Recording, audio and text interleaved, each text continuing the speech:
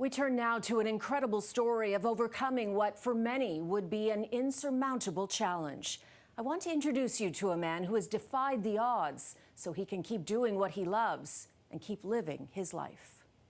Once we're sure that you're numb and pain-free, we make a small incision, usually cut the tooth in half. Mehmet Danis has been a dental surgeon for 20 years, performing thousands of intricate procedures. Anytime you feel anything you don't like or you're not comfortable with something or you need to take a break, just raise your hand.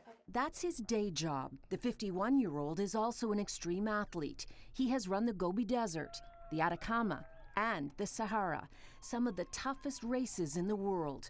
Just over a year and a half ago, he was doing a 50K race in Florida. He was in the lead when his life was shattered in an instant. The lives of two families forever changed after two runners were hit by a car during a race in the Florida Keys.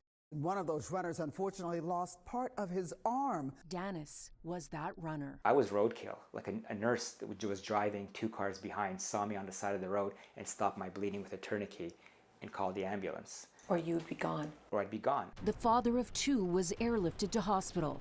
Surgeons had to remove the surgeon's arm below the elbow. 10 days later, he was transferred to Toronto Western Hospital. He had 15 major operations in total and spent 2 long months in hospital.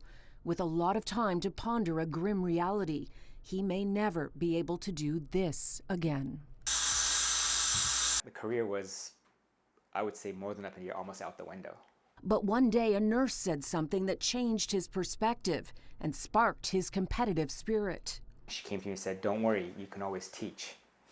And I thought that was like the biggest slap in the face, but it woke me up. There's no way that's going to be the cap on my potential. Danis was determined to conquer the seemingly impossible.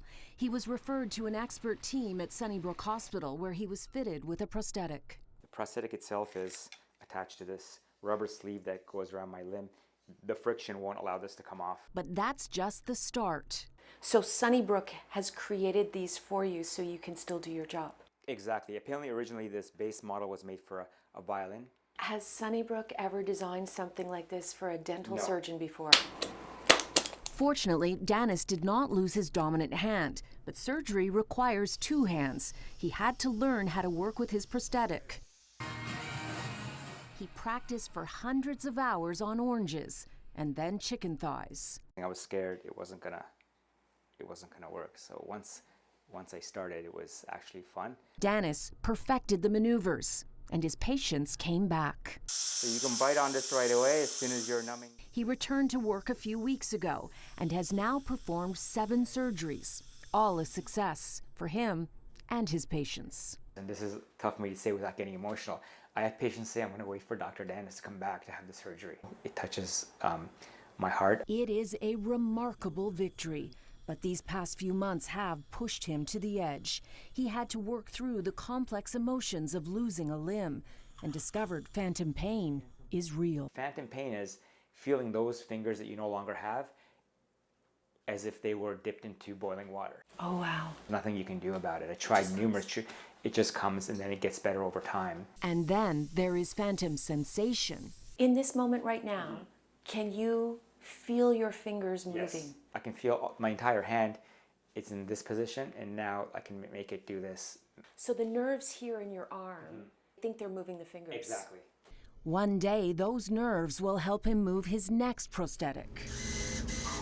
Pretty good. Yeah, really good. The new prosthetic will fit onto my limb and sense that my muscle twitches on the limb itself. So I'll be able to do about 6 different gestures, and also rotate my wrist. It's kind of like bionic.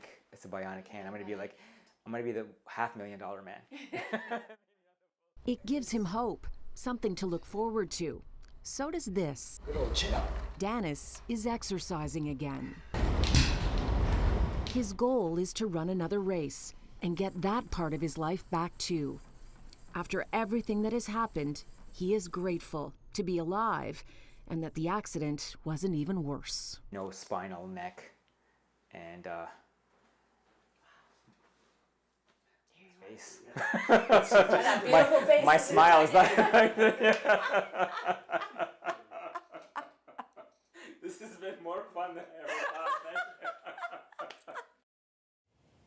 He's remarkable. Dennis will be getting that new prosthetic in about 6 months. He promises we can do another story on him then, so he can show us how it works. We look forward to it.